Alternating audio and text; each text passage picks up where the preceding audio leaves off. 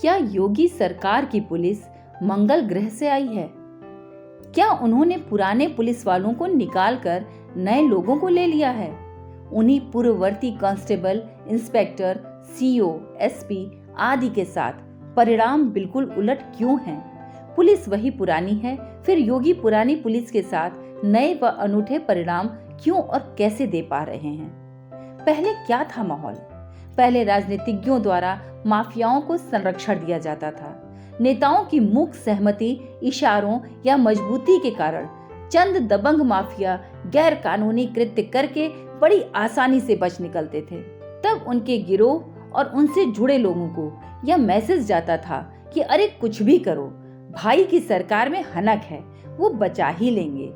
पहले जब कभी जन दबाव में जनता का गुस्सा शांत कर उसे गुमराह करने के लिए गिरफ्तारी होती भी थी, तब हल्की धाराएं लगाई जाती थीं या फिर कोई कानूनी लूप होल छोड़ दिया जाता था ताकि अपराधी आराम से पतली गली से बेदाग बचकर निकल जाए।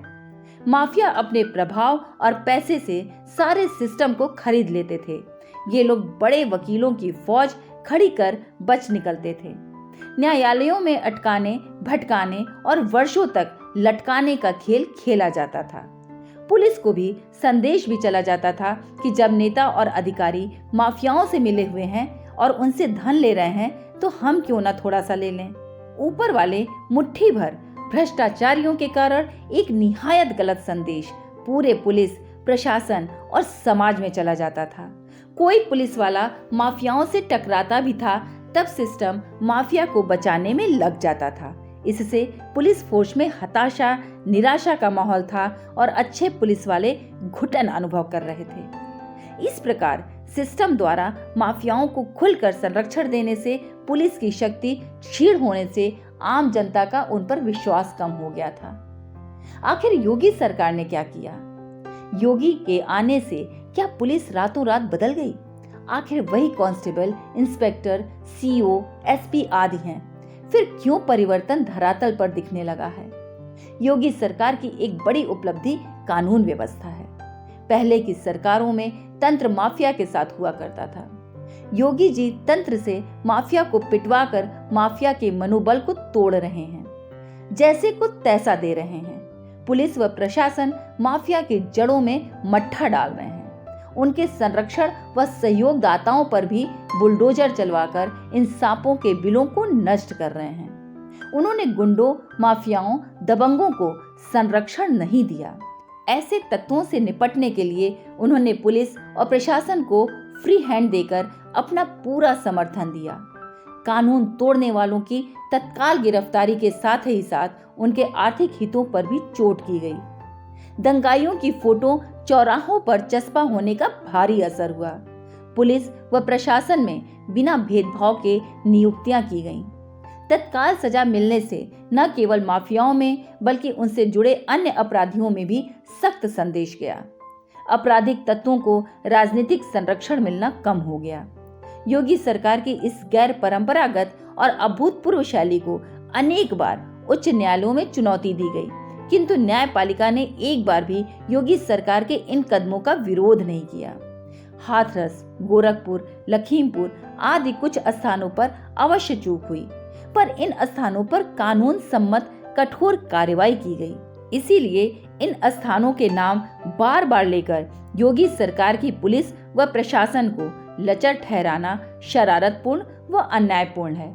योगी सरकार की सफलता इस बात में है कि पुलिस व प्रशासन ने कानून व व्यवस्था स्थापित की, कोई भेदभाव नहीं किया।